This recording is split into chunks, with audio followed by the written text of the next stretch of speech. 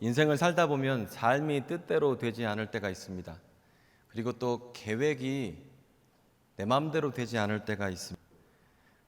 인생이 내 마음대로 되면 얼마나 행복하겠습니까?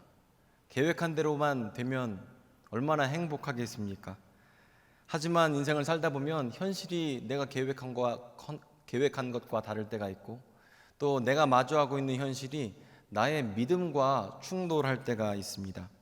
그리고 그럴 때 우리는 목적을 잃어버리고 인생의 의미, 나의 존재의 의미를 잃어버릴 때도 있습니다.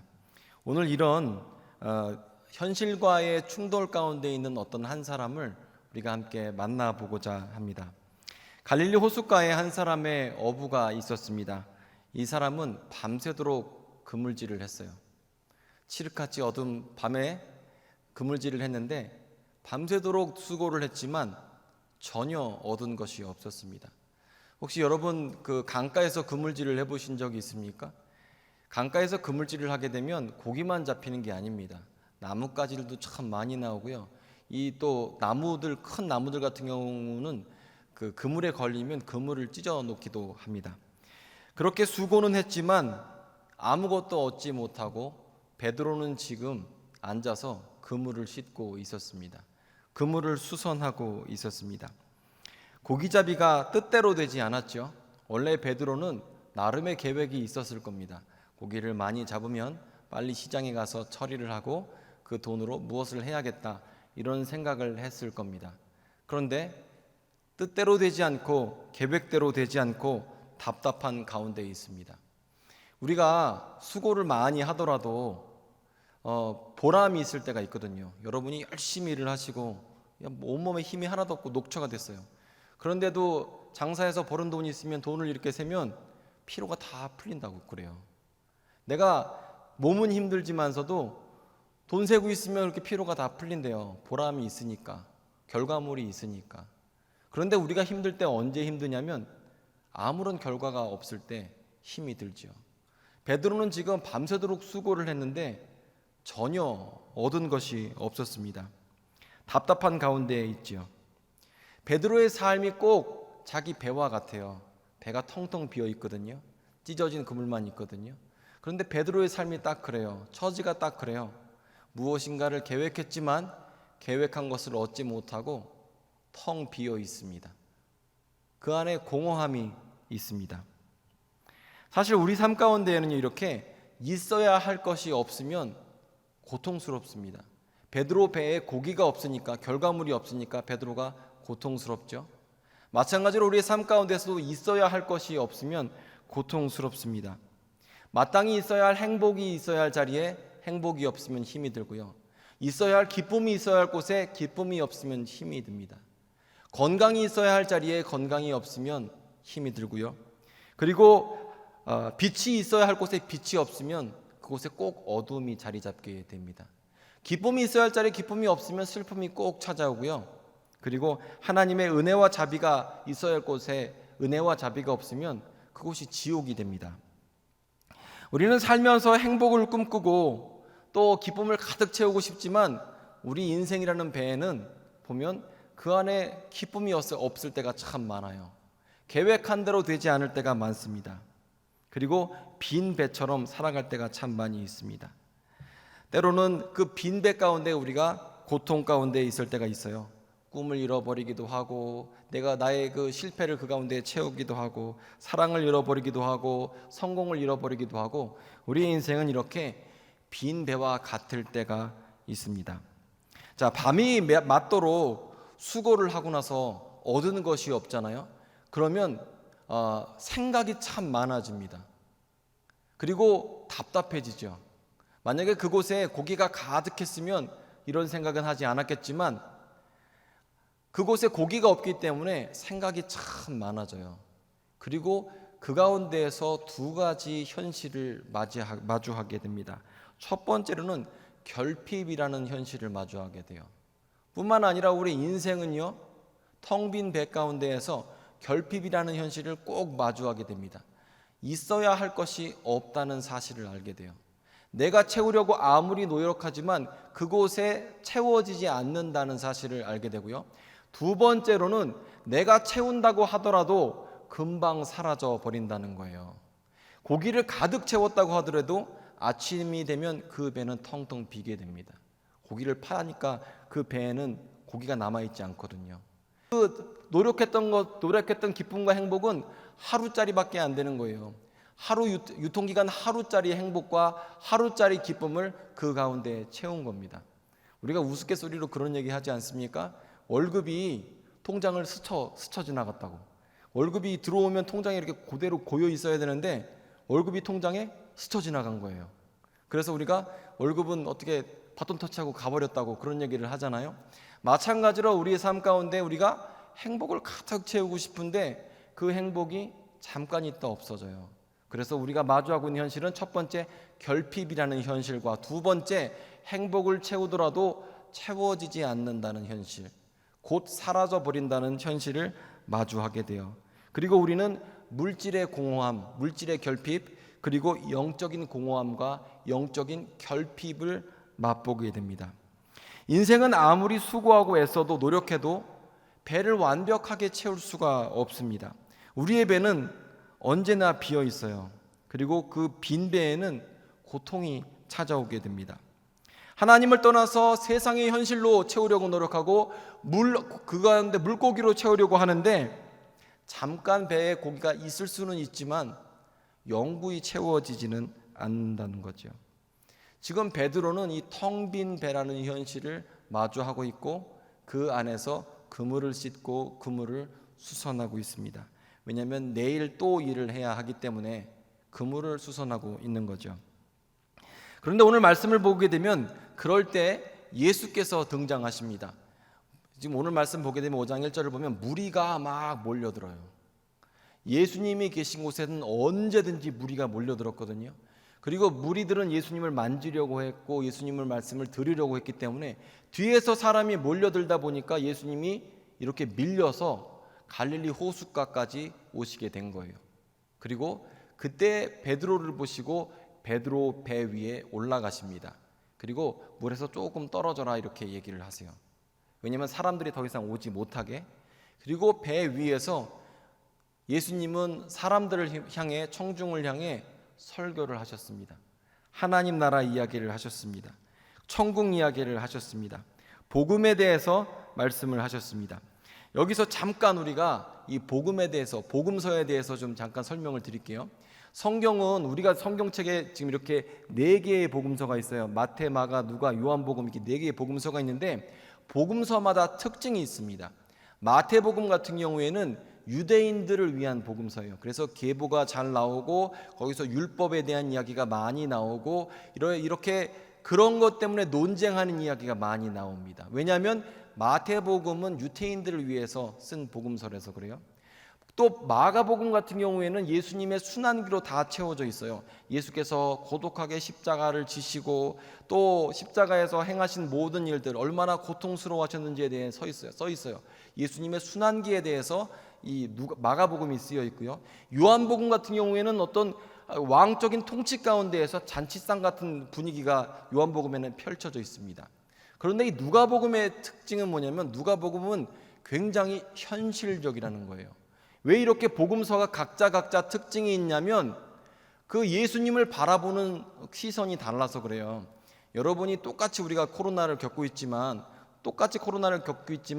일본 사람이 일본에서 느끼는 코로나와 미국 사람이 미국에서 느끼는 코로나와 우리가 느끼는 코로나가 매우 다릅니다. 미국은 보니까 600만 명 이상 그리고 거의 100만 명 가까이가 사람이 죽었더라고요. 엄청 많이 사람이 죽었고 그리고 그 사람들이 느끼는 코로나가 굉장히 다를 겁니다. 관점이 다르다는 거예요. 그런데 이 누가라는 사람의 관점은 약자, 현실, 성령, 그리고 차별, 약함, 장애인 이런 사람들에 대해서 포커스가 맞춰져 있고 그런 현실에도 불구하고 복음을 전해야 한다는 그 선교적 관점을 포함하고 있습니다. 그래서 누가복음하고 사도행전은 1편, 2편이라고 해서 누가복음이라고 하고 사도행전이라고 하지만 또 누가행전이라고 하기도 합니다. 그래서 1편, 2편인데 그래서 이 누가복음의 특징이 뭐냐면 하나님은 일상의 계신 일상에 있는 사람들을 찾아가서 복음을 전하시는 거예요. 일상의 복음, 현실은 가난하고 부족하지만 아픔과 차별이 있지만 그곳에 찾아가신 예수님에 대한 이야기, 하나님의 이야기가 잘 써 있어요. 그래서 누가복음 1장을 보게 되면 열심히 사가랴가 일을 하고 있습니다, 성전에. 그런데 천사가 나타나서 일하고 있는 사가랴에게 뭐라고 얘기하죠? 너가 아들을 낳을 것이다 하면서 세례 요한 탄생에 대한 이야기를 하고요. 누가복음 2장에는 목자들이 밤에 늦게까지 일을 하고 있었습니다. 그런데 일을 하고 있는 현장에서 일하고 있는 목자들에게 천사가 나타나서 아기 예수의 탄생 소식을 말하게 되고요. 누가복음 5장을 보게 되면 밤이 맞도록 일하고 수고하고 얻은 것이 없는 현장에서 일하고 있는 베드로에게 예수님이 찾아가셔서 천국 복음을 말씀하시고 제자로 부르시는 이야기가 나와요. 누가복음은 굉장히 현실적이라는 거죠. 현실에서 일하는 사람들에 대한 이야기가 누가복음 이야기입니다. 누가복음에서 나와 있는 그 약자에 대한 이야기, 차별에 대한 이야기, 약함에 대한 이야기, 장애인에 대한 이야기, 또 사회적으로 소외된 사람들의 대한 이야기가 있는데 그 사람들에게 예수께서 찾아가셔서 말씀하는 이야기가 누가복음에 많이 나와 있어요. 자, 예수께서 설교를 하시면 얼마나 좋겠어요. 예수님이 말씀하시면 얼마나 좋겠어요. 여러분들이 세상 가운데 살다가도 예배당에 와서 찬양하고 예배하고 그러면 마음이 열리게 되잖아요. 감사와 기쁨이 생기고, 그리고 잠시나마 세상 걱정을 더 안 하게 되고, 잠시나마 염려를 안 하게 되고, 잠시나마 하나님의 세계에 대해서 알게 되잖아요. 마찬가지로 베드로는 그물을 씻고 그물을 깁고 있다가 자기 배에서 말씀하시는 예수님의 얘기를 듣자 잠시 잠깐이나마 자기가 빈 배를 타고 있다는 사실을 잊어버렸어요. 내가 지금 공허하다는 사실을 잊어버렸어요. 그리고 그 괴로움과 슬픔을 다 잊어버렸어요.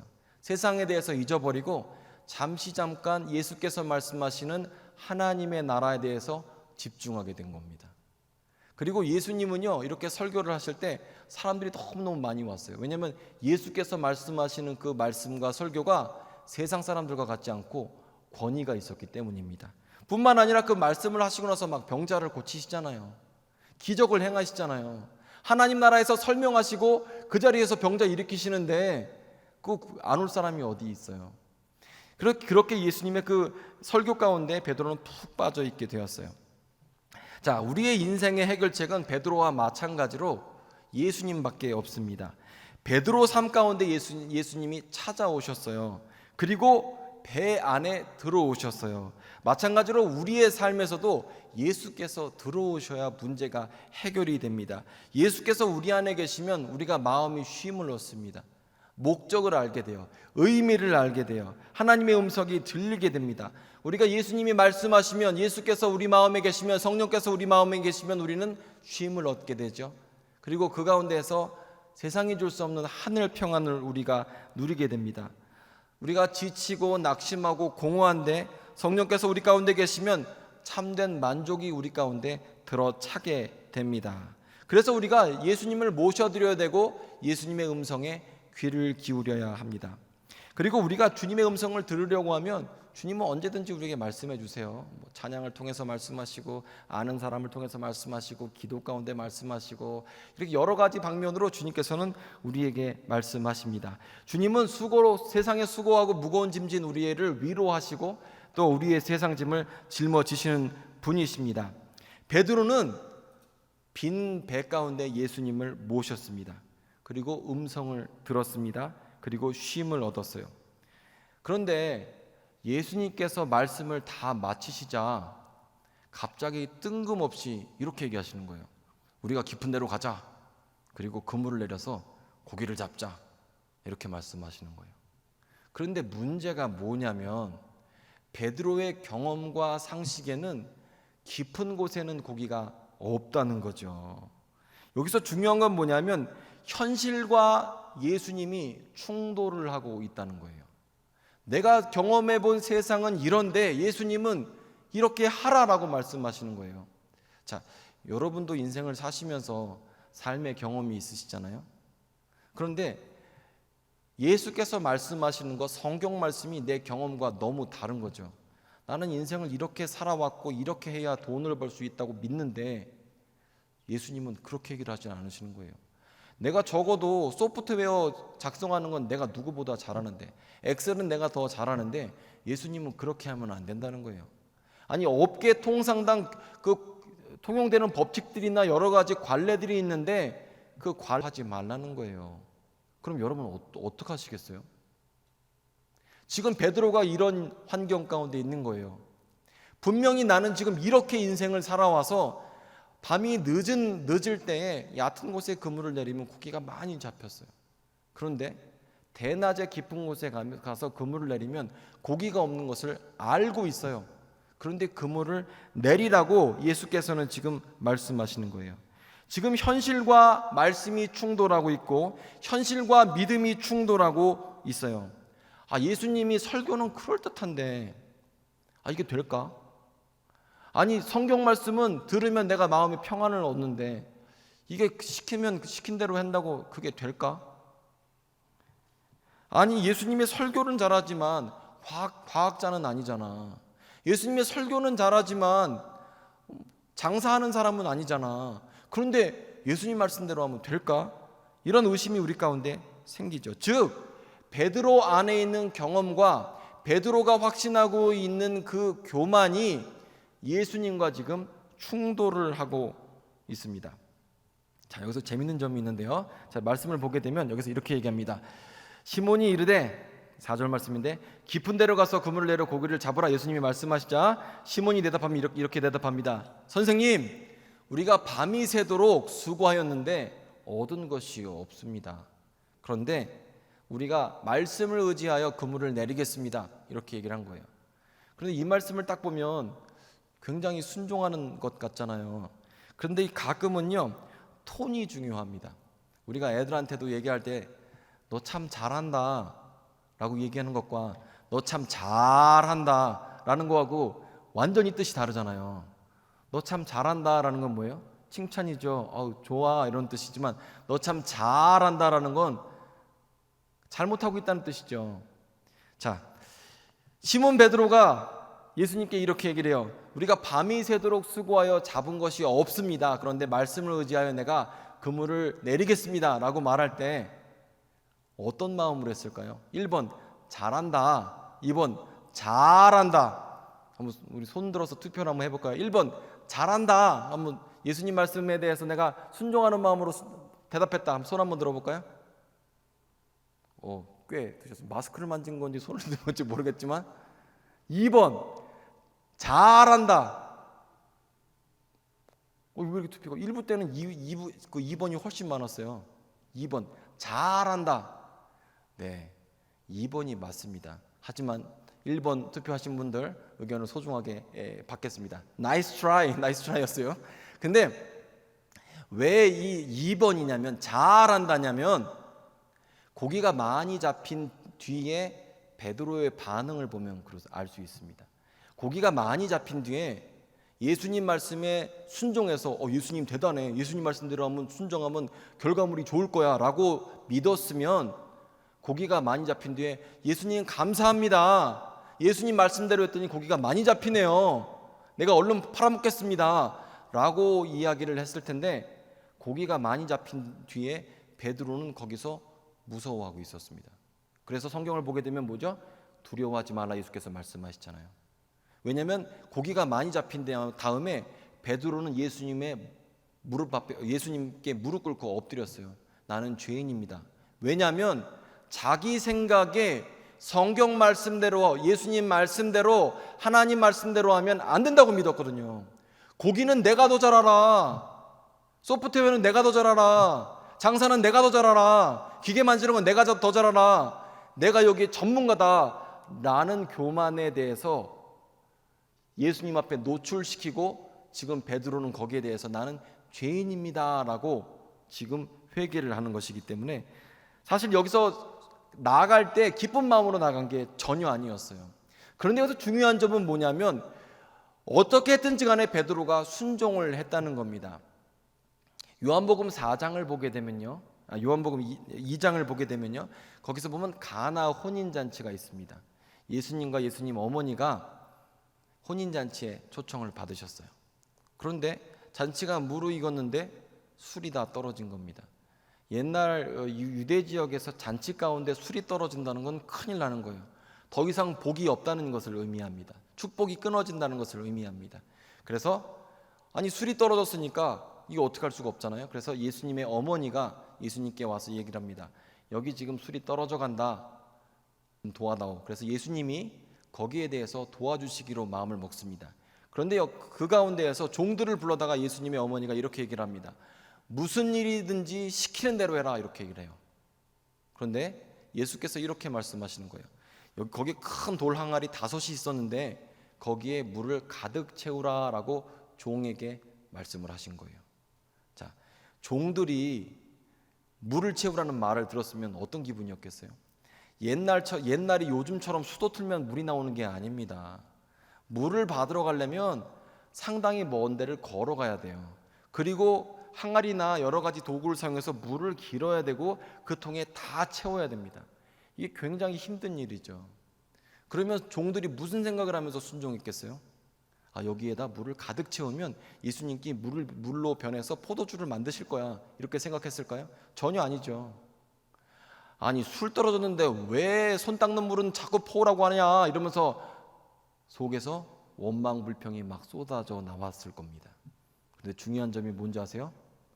순종을 했다는 거죠. 속에서는 천불이 나고 속에서는 막 불만이 가득 넘치는데 순종을 했다는 거예요. 베드로도 똑같습니다. 베드로는 뭐라 그래요? 밤이 새도록 수고하였으나 내가 얻은 것이 없지만은 말씀에 의지하여 순종을 하겠습니다 하면서 속에서 천불이 나요. 그런데 그럼에도 불구하고 중요한 점은 베드로가 순종했다는 거예요. 깊은 곳에 내려가서 마음엔 천불이 났지만 그대로 그물을 내렸다는 거죠. 그리고 그 가운데에서 고기가 많이 잡히고 그곳에 있던 자기 배와 또 친구의 배까지 두 척에 가득 차게 되었습니다. 자, 먼저 다시 처음으로 돌아가서 제가 누가복음에 대해서 설명을 했죠. 누가복음이란 복음서가 굉장히 현실적이다라고 말씀을 드렸어요. 그럴 수밖에 없는 게 누가라는 사람이 의사거든요. 의사는 현실적이죠. 지금 당장 내가 고칠 수 있는 것에 대해서 얘기하는 사람이잖아요. 관찰력이 뛰어나고 교육받은 사람이고. 그런데 이 누가가 현실을 볼 때, 이 누가가 예수님을 볼 때에 이 현실에 대해서 정확하게 인식을 하고 있다는 거예요. 우리가 사는 세상에는 가난한 자들이 있고 소외된 자들이 있고 망한 자들이 있고 병자들이 있고 차별받는 사람이 있고 외국인이 있고 그런 사람들에 대해서 선교를 해야 되고 땅끝까지 복음을 선포해야 된다. 그리고 그런 사람들이 사는 곳에 외로움이 있고 병이 있고 각종 질환과 귀신 들림과 연약함이 있다는 것을 누가복음은 인정하고 있다는 거죠. 즉 무슨 얘기냐면 예수님은 베드로에게 가셨을 때 베드로의 아픔을 아셨고 베드로의 낙심을 아셨고 베드로의 그 빈 배의 고통을 알고 계셨어요. 그리고 베드로가 끊임없이 일하지만, 아니 우리의 인생들이 끊임없이 행복하기 위해서 애쓰지만 우리의 인생이 행복으로 채워지기보다는 공허 가운데 슬픔이 찾아오는 인생이라는 것을 예수님이 알고 계시다는 거죠. 마음속에 기쁨을 채우고 행복을 채우고 싶어 하지만 그 가운데 성공을 채우지도 못했고 기쁨을 채우지도 못하고 설령 채웠다고 하더라도 잠시 스쳐가는 행복과 기쁨이 있을 뿐이라는 거죠. 그리고 그 빈 배를 채우실 수 있는 분이 예수님밖에 없다는 거예요. 자, 그런데 여러분, 베드로는요 참 복받은 사람인 게 뭐냐면 베드로는 자기가 예수님을 모셔드린 게 아니에요. 예수님이 어느 순간 보니까 자기 배에 타고 계셨습니다. 그리고 예수께서 베드로 배에 타셔서 하나님 말씀으로 위로하시고 그리고 하나님 말씀대로 깊은 곳에 가서 고기를 잡으라고 하십니다. 여기서 주의할 점이 뭐냐면요, 우리가 예수님 앞에 나아올 때에요 주님이 영적인 것만 만족시키시는 분이 아니라는 것을 기억해야 합니다. 예수님은요 우리 삶 가운데 오셔서 영적인 것뿐만 아니라 물질적인 것, 우리의 전인격적인 것을 만족시키시는 분이에요. 우리를 고치실 때에 영적인 것만 고치시고 우리의 생명만 고치실 뿐만 아니라 우리의 병든 몸을 고치시고 우리의 실패한 삶을 돌보시는 분, 경제적인 문을 만지시는 분이 우리 하나님이신, 우리 예수님이시라는 거예요. 그래서 우리가 생각할 때 영적인 것만 고치신다, 그렇지 않습니다. 예수님은 영적인 것과 물질적인 것 두 가지를 다 채우세요. 그래서 성경을 보게 되면 베드로의 배를 가득 채우시고, 그리고 베드로가 원하는 것을 다 이루어 주셨어요. 뿐만 아니라 그 마음 가운데에 예수님이 누구신지에 대해서 알려 주셨어요. 예수께서 하나님이시고 또 하나님의 권능으로서 일하신 그 말씀으로서 세상을 다스리시는 분에 대해서 예수님은 베드로에게 알려 주셨습니다. 그리고 예수께서 길이요 진리요 생명이신 것을 알려 주셨고, 또 예수께서 생명의 주인이신 것을 베드로에게 알려 주셨어요. 사실 이 베드로의 삶 가운데 영적인 것만 채워준다면 얼마나 불행하겠어요. 그런데 영적인 것이 아니에요. 예수님은 영적인 것과 육적인 것 전인격적으로 채워주신다는 거죠. 우리도 착각하면 안 됩니다. 하나님께서 우리를 고치실 때요, 영적인 것만 고치시지 않아요. 우리가 영과 육을 분리해서 생각하는 경향이 있는데, 하나님이 우리를 구원하실 때, 우리가 부활할 때 영만 부활하는 게 아닙니다. 우리의 몸이 부활한다는 거예요. 그 몸이라는 것은 영과 육이 합쳐진 상태를 의미합니다. 그래서 주님께서 우리를 구원하실 때 영과 육이 합쳐진 몸을 구원하시죠. 베드로도 마찬가지로 베드로의 소망대로 배를 가득 채워 주셨으되 베드로가 요구하지 않았던 영적인 것도 함께 고쳐 주셨습니다. 자, 마지막으로 저는 여기 이 점이 참 좋은데요. 예수님이 베드로를 찾아오셨다는 게 중요합니다. 베드로는요, 예수님에 대해서 관심이 없어요. 베드로는요, 장사하는 거에 관심이 있습니다. 베드로는요, 부자 되는 것에 관심이 있습니다. 돈 버는 거, 고기 많이 잡는 거에 관심이 있는 사람입니다. 하지만 자기 힘으로 그 빈 배를 채울 수가 없었고, 사람이요, 실패하게 되고 또 인생이 계획대로 뜻대로 안 되잖아요. 그러면 참 생각이 많아져요. 생각이 많아지면요, 목적을 잃어버려요. 삶에 시련이 있잖아요. 그럼 목적을 잃어버리고요, 삶의 의미를 잃어버리고요, 할 일을 잃어버립니다. 그런데 그 가운데에 아무것도, 정말 모든 것을 다 잃어버린 멘탈 상태에서 주님은 베드로에게 부족과 결핍을 채워주세요. 아무리 채우려고 해도 채워지지 않는 그 베드로의 갈증과 빈 배와 그 인생에 예수님이 들어가 계세요. 그러면서 그 인생을 만족시켜 주셨어요. 주님은요, 베드로가 원하는 그 두 가지를 다 만족시켜 주셨어요.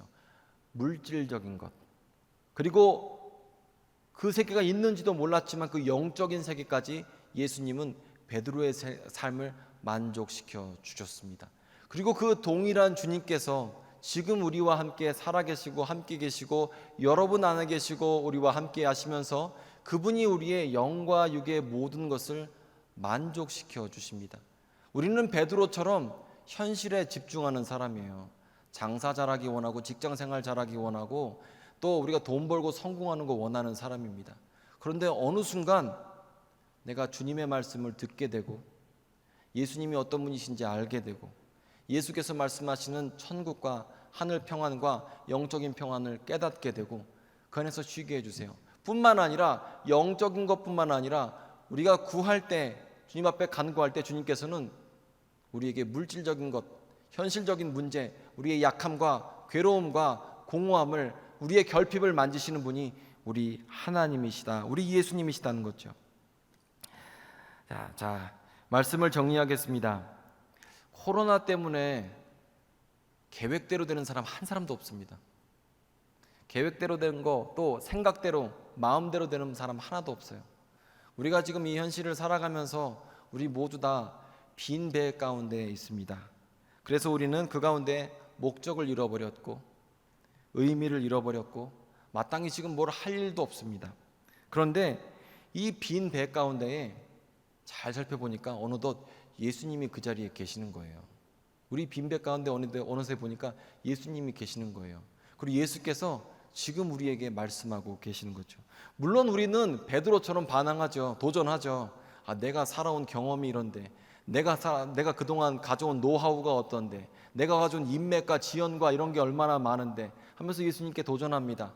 하지만 그럼에도 불구하고 주님의 말씀에 우리가 순종하고 들을 때에, 따라갈 때, 주님은 우리 가운데 영적인 복과 물질적인 복을 다 채우시고 우리의 전인격적인 결핍 가운데에 우리의 만족을 주시는 분이 우리 하나님이십니다. 자, 여러분, 예수님을 만나십시오. 그 음성에 귀 기울이십시오. 물론 때로는 예수님의 음성이 우리 귀에 잘 안 들릴 때도 많아요. 하지만 그 음성에 귀 기울이시고 우리 마음 가운데 있는 빈 공간에, 우리의 인생의 빈 공간에 예수님이 주시는 영적인 복으로 채우시고 또 그것을 누리시는 여러분들 되시기를 바랍니다.